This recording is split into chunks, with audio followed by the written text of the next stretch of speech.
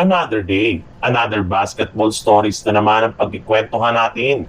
At ngayon nga ay ang pag-uusapan natin ang balitang pagpapapirma na ng Los Angeles Lakers ng kontrata kay Cole Swider at ang balitang pagkuha ng Golden State Warriors kay Josh Giddey. Hindi nga naging maganda ang panimula ng Los Angeles Lakers sa Las Vegas Summer League matapos silang mabaon sa 0-1 sa kanilang pagkatalo sa Dallas Mavericks. Pero sa kabila nga niyan ay may ilang mga magagandang bagay pa rin naman nga ang nangyari ngayon sa team since may ilan na nga silang mga players dito na nagiging consistent na ang galawan.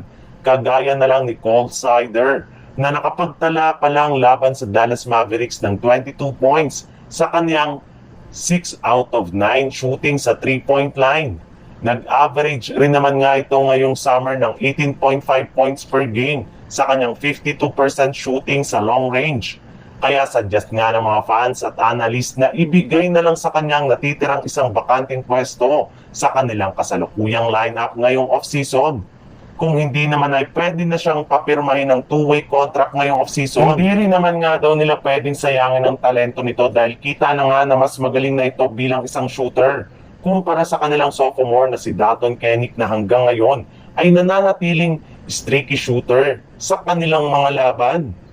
Sa ibang balita naman, hanggang ngayon nga ay wala pa rin nagagawa ni isa mang move ang Golden State Warriors na siyang ikinagagalit na ng sobra ng kanilang mga fans at ng ilang mga analyst.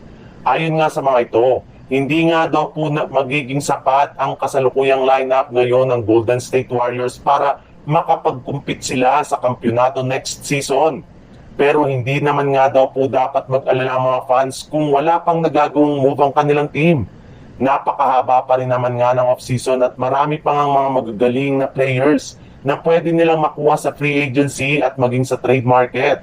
At isa nga sa mga bagong lumabas na pangalan na posibleng makuha ng Golden State Warriors sa pamamagitan ng isang sign and trade deal ay ang restricted free agent na si Josh Giddey na hanggang ngayon ay hindi pa rin naman nga nabibigyan ng kontrata ng Chicago Bulls kaya maaari talaga nila itong kunin gamit ang kanilang batang player na si Jonathan Kuminga.